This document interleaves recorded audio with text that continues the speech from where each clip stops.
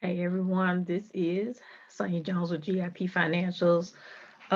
You are a small business CFO, and I'm trying to work on these little tags and things, trying to make myself look cute. So, pardon me, it's going to be a journey. So, I told you with this whole marketing thing, I am trying to make sure that you guys are informed about what's going on, particularly with PPP and everything that's going on with that in small business in general. So, today we're going to talk about PPP forgiveness and what all that entails. So, I'm going to give you a brief overview. We're going to kind of divide this up into two videos. Today, we're just going to do a brief overview. I'm just going to walk you through the three applications and talk about the difference between the two and show you the FAQs and all this stuff. And then give you a little hint about the payroll cost and the non-payroll cost. And then the second video, we're going to go hard in the paint, talking about specifics with the payroll cost and the non-payroll cost and the different strategies you can take to make sure that your loan is forgiven. Okay. I thank you guys for all of you who watched the last couple of videos that I recorded about budget planning.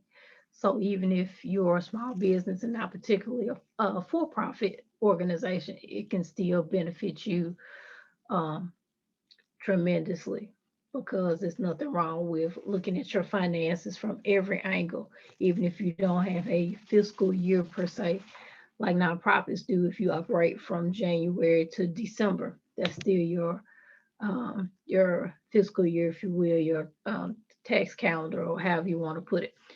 So, with that being said, I'm going to share my screen here, and I call myself doing these things in order. So, with that being said, all right. So, for those of you who have PPP loans, okay, most of you had to apply through some type of electronic online portal, right, with your bank. Okay. So, with that, after the 8 weeks from the date that the money hits your bank account, your bank should be sending you some type of reminder saying, hey, it's week 8 that you've had your loan. Are you ready to apply for forgiveness? Okay.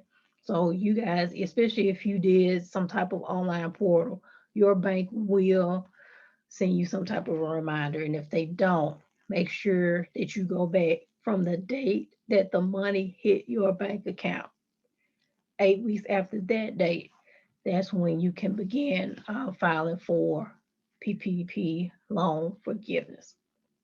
Okay. And so I'm going to give you a brief history through the forgiveness forms. And as you're aware, we had 3 rounds of the PPP, right?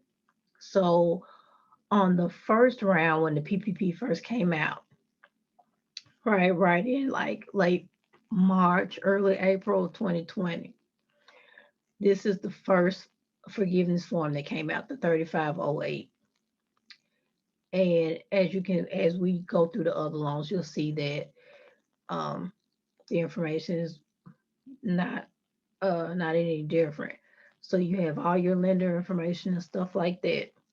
And this should be familiar to you because I know with a couple of the clients that I had, including my employer, when we put all the information into the dashboard for the PPP application, before we certified it, it all came out in the SBA PPP application in this format, and it was already pre-filled. So this should look somewhat familiar to you because the application doesn't look too much different than this. And so, with that being said, um, it shows you here the different forgiveness amount calculations. It has payroll and non-payroll costs. And like I said, we're going to break this down a little bit later. Okay. And then also it talks about full-time equivalency because you remember the purpose of the PPP was to keep people employed.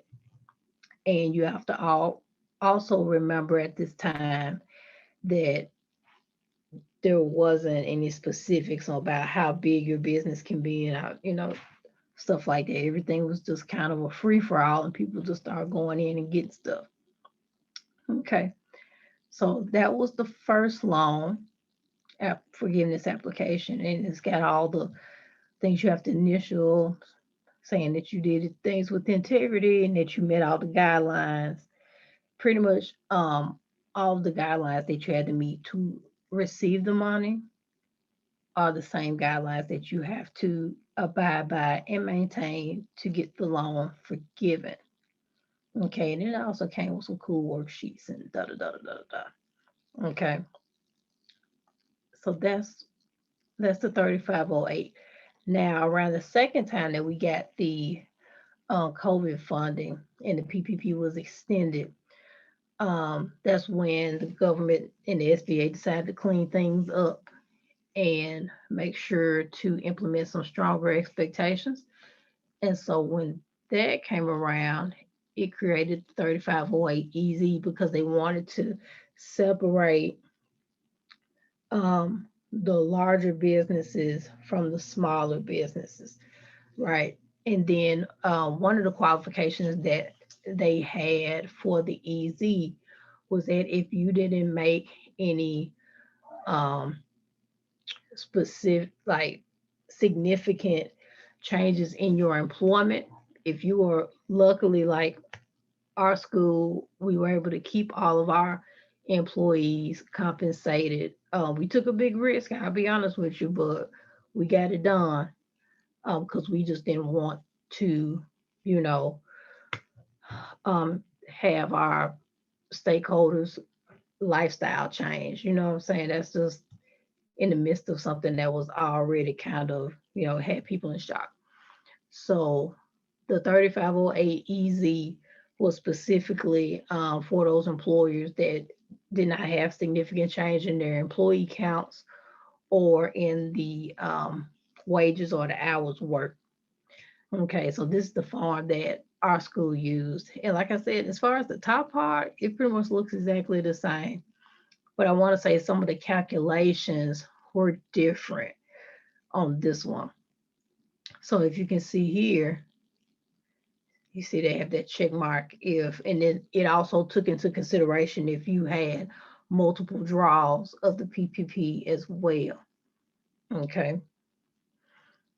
And so just so you can see that, like I said, the format is pretty much still the same. Still the same. Right. And it's got the instructions and the definitions and all of that.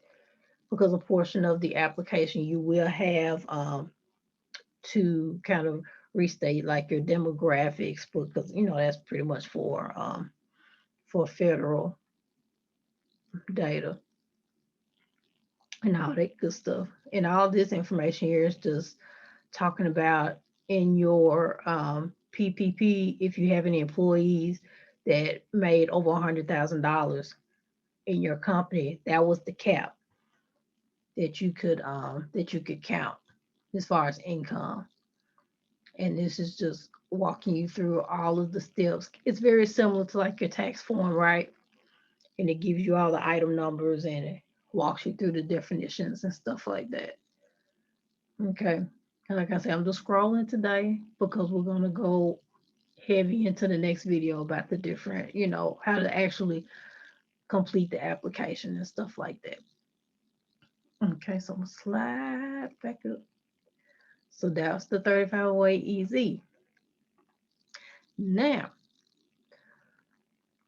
on the third round of COVID funding and the PPP and all that good stuff, this is under the Biden administration, and they came out with the 3508S. And this is for borrowers who received PPP loans of $150,000 or less. Okay.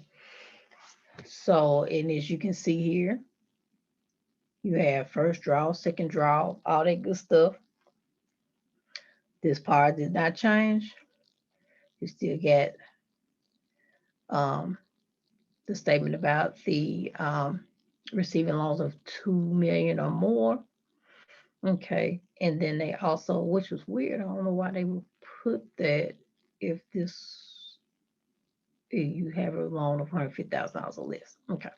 Unless, so I'm just kind of going on a limb here. So if you have multiple businesses and the combined total of all your businesses maybe equal to 2 million, but I'm pretty sure each business will have to fill out their own PPP loan.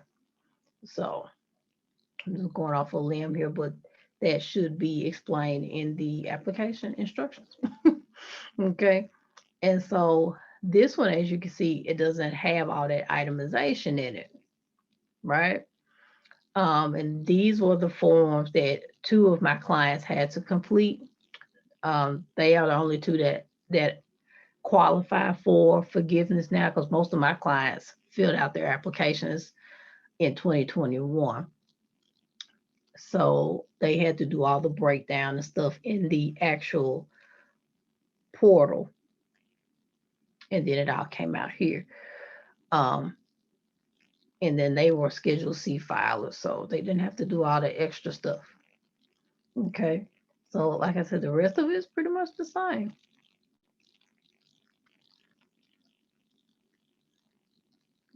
It's just, going through all of the instructions and breaking down stuff.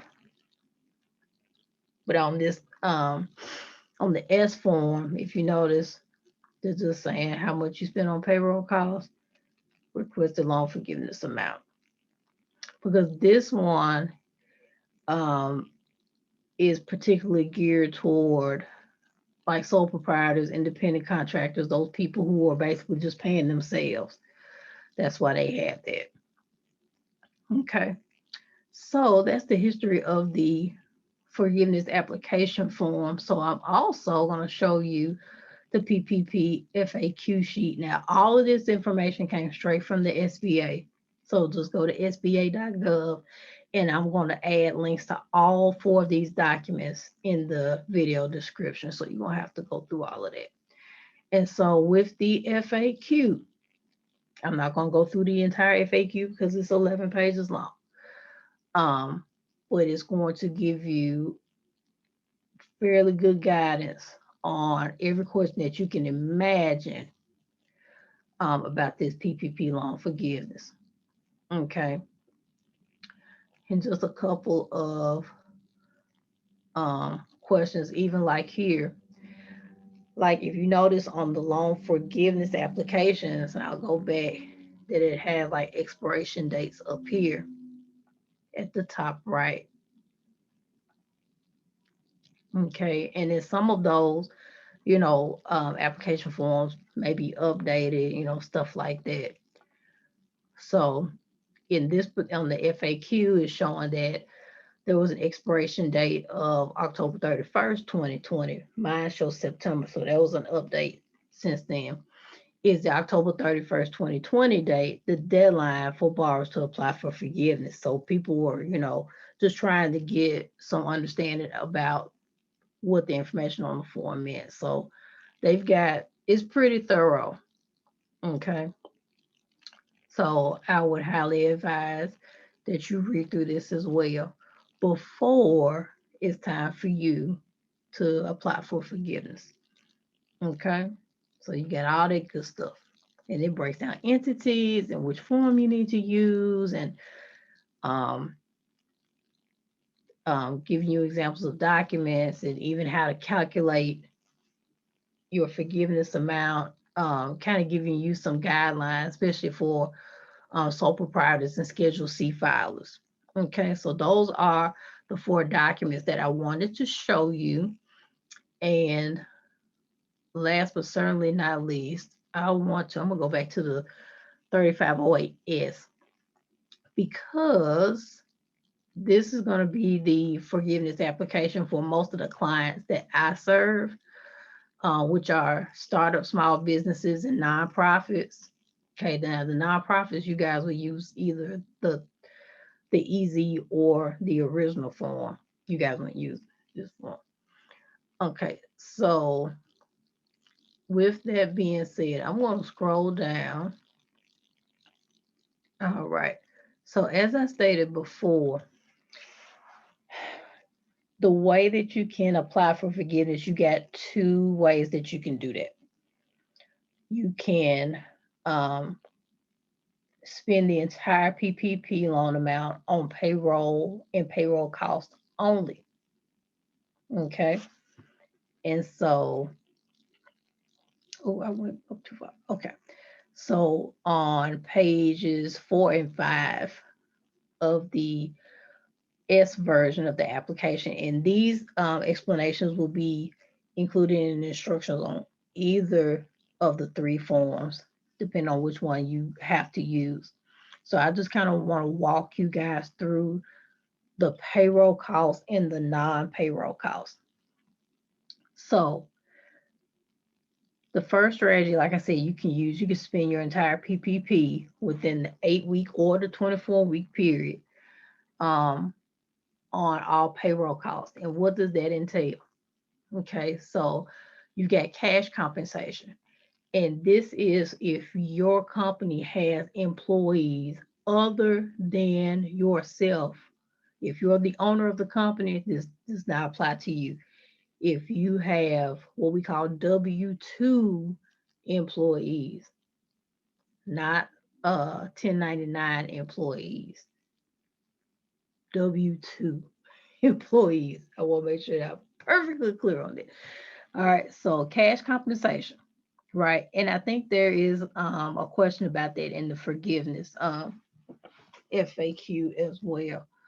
So the sum of gross salary, wages, tips, commissions, paid leave, because you got to remember that there was some provisions. It's called the FFCRA, right? Families First Coronavirus Response Act, to where employers could offer paid leave. At one point, it was mandatory, and then as we went through those rounds, they made it optional.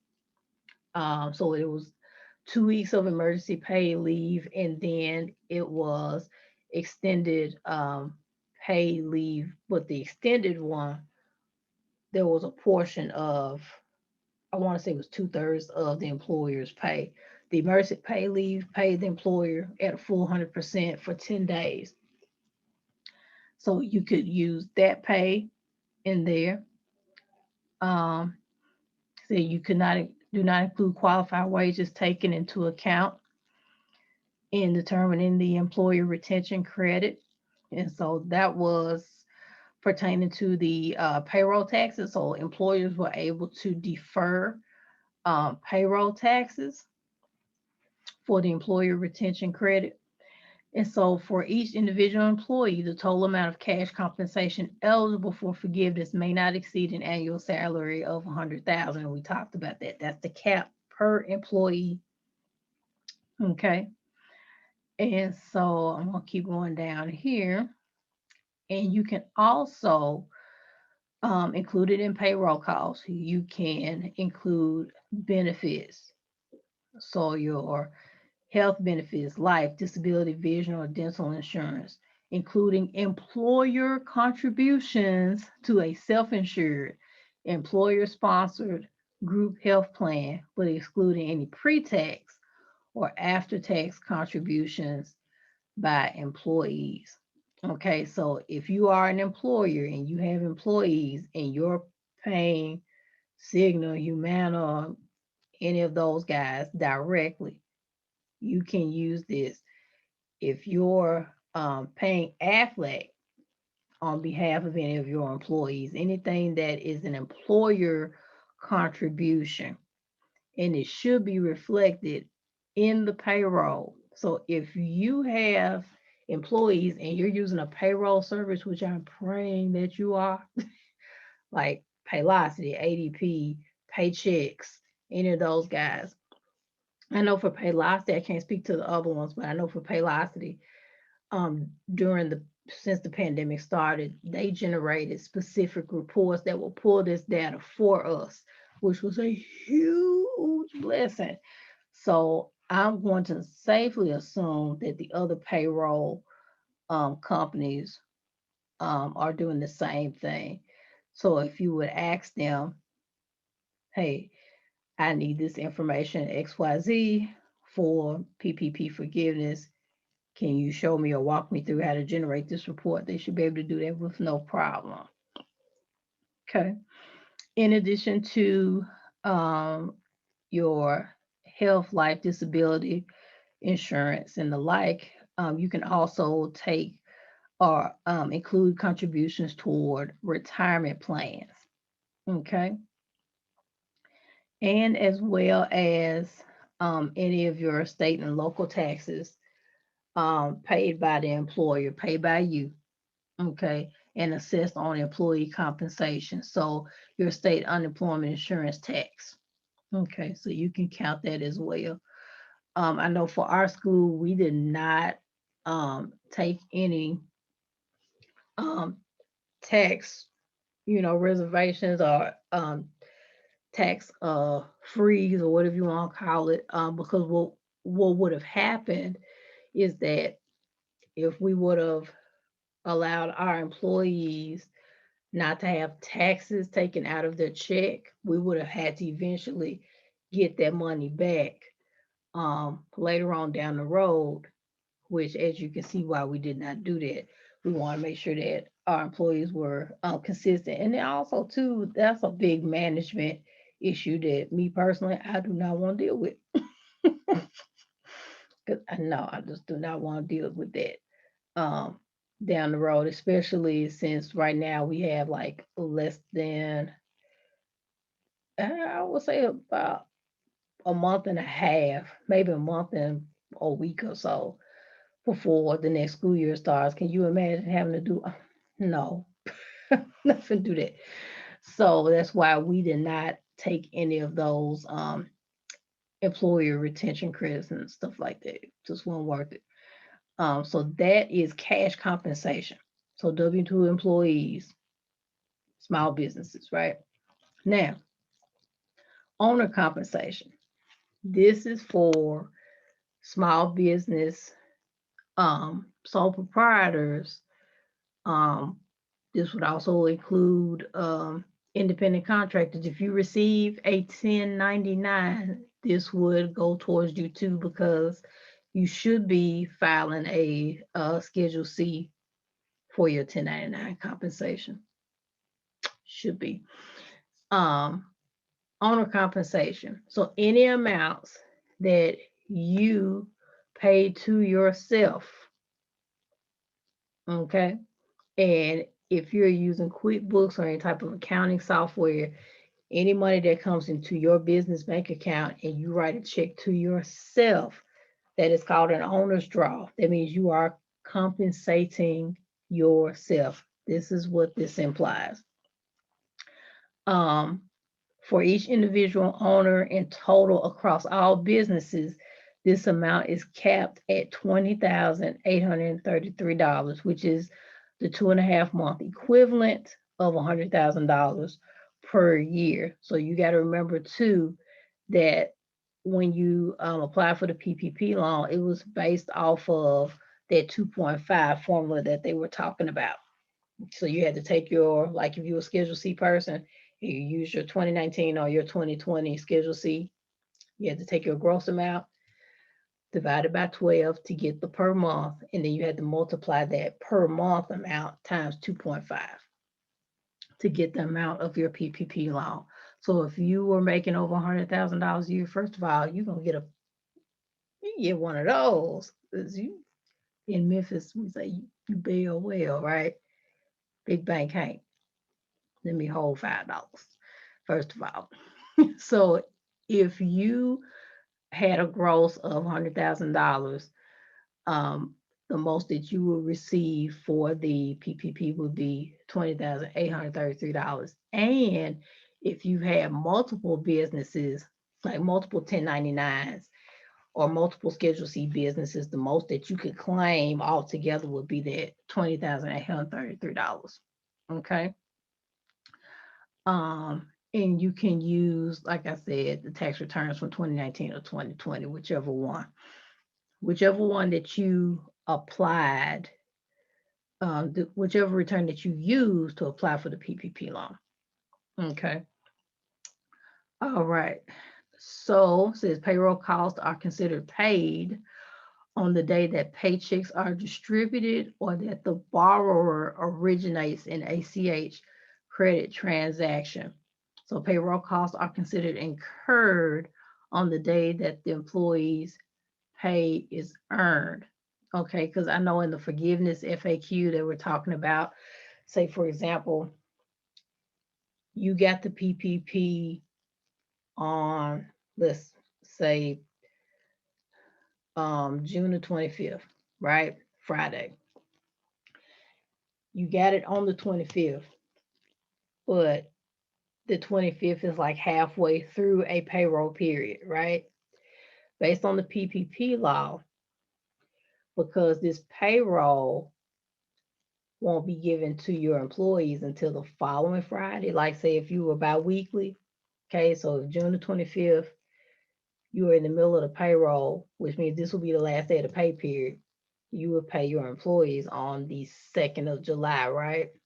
So you would be able to take into account that entire payroll and include that in the PPP as part of, your forgiveness or whatnot. So that's what all that language is. Okay.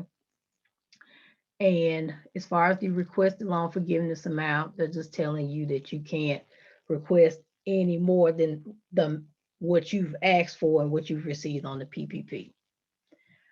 All right, that's all that they're saying. So if you're applying for forgiveness and say you got $10,000 and shoot, you made it $100,000 again. Shoot, guess what? You can only request forgiveness for the amount that you receive. Okay. So that's all it's saying there. So that's payroll costs. So if you got W-2 employees, cash compensation, that's all you. Honor compensation, you're a Schedule C person, that's all you. But keep in mind too, if you're a Schedule C person or you're self-employed and you're paying your own insurance and retirement and stuff like that, just make sure that it's for self-employed individuals and it should qualify. Okay, somewhere in that language. All right, so let's take a look at these non-payroll costs. Here's the good stuff. So take a little swig here. So eligible non-payroll costs. We're gonna walk through every letter. So the first one is covered mortgage obligations. Payments of mortgage interest, not including any prepayment or payment of principal on any business mortgage obligation on real or personal property incurred before February 15, 2020. Because you got to remember, your business had to have been established prior to February 15th, 2020. So that is what this is talking about. All right. And so you can only deduct payments of mortgage interest, not principal, or not any type of prepayments, right? So you can't pay off your mortgage in advance. Okay. So on any business mortgage obligation, so that means that you own the building, but it's in the name of your business,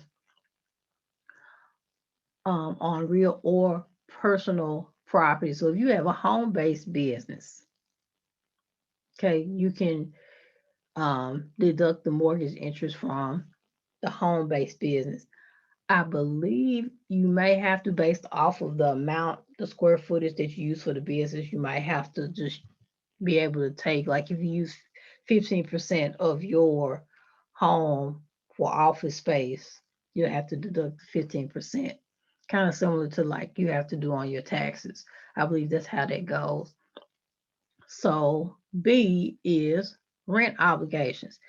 And you can deduct the entire business rent or lease payments, pursuant to lease agreements for real or personal property enforced before February 15, 2020. So if you are leasing out a building in a strip mall or something like that, you can deduct your rent payments there. Or if you're renting out your apartment, and that's your home, and you're using a portion of your apartment for your home-based business, you can do that as well. Okay. Cover utility payments. All right, so check this out. Business payments for a service for the distribution of electricity, gas, water, telephone, transportation, or internet access for which service began before February 15th, 2020. Okay, please do not try to deduct anything else from utilities outside of what they have specifically put in this application. Please, please, pretty please. Okay. And so the internet access, I'm pretty sure, would include hotspots, telephone, that includes cell phone. If you live in the city of Memphis, all of that is pretty much together, unless you're in a commercial property. Your water and your electricity will be separate, and transportation, that's fuel and any transportation maintenance as well. Okay. Covered operations expenditures. And let me also say this, the more of these expenses that you have in the name of the business, the better. Okay, if you're a home-based business, I get it, however, if the pandemic didn't teach you anything else, I don't care if you have a home-based business, you need to have a business checking account, and you have to have your business name on some type of document, whether it's a business license, something from the state of Secretary of State, something. You need to have an EIN number. All right, make this thing legit. You can do that for free. So just make sure that everything that you do from this point forward is in the name of the business. It just makes things so much cleaner. Okay, let's keep going, shall we? Covered operations expenditures, payments for any business software or cloud computing service that facilitates business operations, product or service delivery, the processing, payment or tracking of payroll expenses, HR, sales and billing functions, or accounting of tracking of supplies, inventory, records, and expenses. So these will include business software, cloud computing services. That would be, of course, QuickBooks and accounting software that you have. Most of us are using Zoom, so if you're paying for Zoom, that should be covered as well. If you are advertising and you're using like Canva or anything like that that you're paying for, that will be included as in this as well, because that's operations. Product or service delivery. So I'm guessing if you're using any type of shipping software, that should be included in that as well. Or if you're doing e-commerce and you're doing things on Shopify, if you got to pay a maintenance fee for Shopify, there you go. Website maintenance, GoDaddy, boom, there you go. All right. One of my clients does nails, and she uses Schedulicity. That will be included in that as well. Okay, because that's part of sales. If any of your payroll processing software fees, that will go in here. Anything HR related, let me see if I can think of something. Like for us in my school, we have an HR service that's included in our insurance broker fees. You should be able to deduct that. There's another school that I know of that they use a platform called Zenefits. And I believe you can use that for small business as well. That would be one, because they also do a lot of HR things as well as Paylocity. They have features for like entering time in, and also for onboarding. So that would be considered HR. Okay. Billing functions. If you use PayPal, any fees that you incur off of PayPal for sending out invoices and receiving income, that should be included in that as well. Okay. So all that type of stuff. All right, E, covered property damage costs, costs related to property damage and vandalism or looting due to public disturbances that occurred during 2020 that were not covered by insurance or other compensation. Okay. So, of course, you remember in 2020, there was just a lot of stuff going on, and a lot of businesses were affected by it. As a matter of fact, we were ordering computer equipment for our babies, I think around June, and that was right after George Floyd. And one of our Amazon vendors had to send us a refund because their company got vandalized. It was really unfortunate, but that's just life, and things are going to happen like that. And like I said, especially in the realm of the pandemic, people out here just trying to survive, and they may try to break into your establishment and stuff like that. So, you know, if there are any costs that your insurance does not cover, this will cover that as well.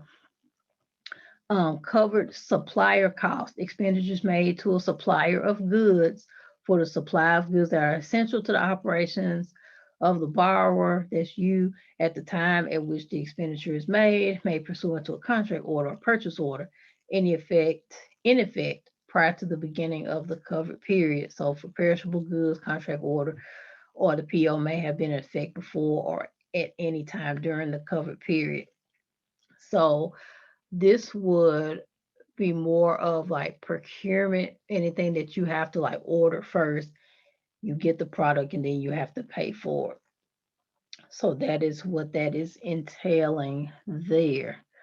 And then G, covered worker protection expenditures, operating or capital expenditures that facilitate the adaptation of the business activities of an entity to comply with the requirements established or guidance issued by the Department of Health and Human Services. Okay, so if you were a small business that was affected, especially like at the beginning of the pandemic, where the restrictions were like we had curfews and all this stuff like that. And a lot of businesses had to shut down completely because they couldn't invest in these supplies, especially in that first round of PPP, because a lot of the bigger businesses started getting money. And you got to think about it too. A lot of small businesses are riskier to invest according to the bank, right? Especially if you don't have your ducks in order. So that first round of PPP, a lot of the small, what they call mom and pop businesses, were not able to take advantage of the funds, and so that's why when the Biden administration came on, they had a specific like exclusive 2-week window just for mom and pop small businesses, um, specific for situations like this. So if you had to buy masks, hand sanitizer, things of that magnitude, you could those expenses would be considered for worker protection or any type of um, PPE that you had to purchase or shields and stuff. Like one of my clients is a barber, so he had to buy PPP, face masks, shields, and they had to do they had to pivot just to make sure that everybody was protected and stuff like that. And those things cost money. So that's what those items are for. So here we go. Here's the big part right here. So eligible non-payroll costs cannot exceed 40% of the total forgiveness amount. And eligible non-payroll costs must be either paid during the covered period or incurred during the covered period and paid on or before the next regular billing date, even if the billing date is after the covered period. Count non-payroll costs that were both paid and incurred only once. Okay. So there's two strategies on how you can get this loan forgiven. The first one is to spend all your money on payroll. Okay, and that includes wages, insurance, retirement. Okay. The second way you can do it is that you can spend 60% on payroll and 40% on non-payroll. Those are only two. 60 plus 40 is 100. So you can do 100% payroll or 60% payroll, 40% non-payroll. Okay. And so this part is just talking about FTE and the stuff I was telling you about the $100,000, all that stuff like that. And that's for like your bigger businesses. And then these are all your responsibilities and stuff like that. So if you are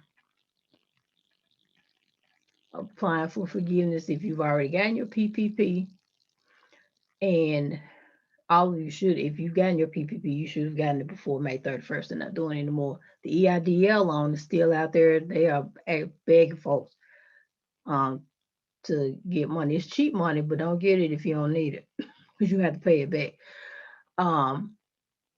If you are applying for PPP, if you're applying for PPP forgiveness, make sure that you print this document out and you spend some time, take a section a day, just like the budget, read through it, take notes. If you have any questions, write the questions on the side, okay? Because this stuff is important. And if you are stuck on a question, the SBA is highly resourced and they have offices here, I want to say locally, if not regionally, and you can get them on the phone and they'll walk you through all this stuff. Okay, because 9 times out of 10, your bank that you applied through can only answer so many questions. And you got to remember too, when you apply for the forgiveness, that application has to be reviewed by the SBA. So just go and call the SBA and get your questions answered.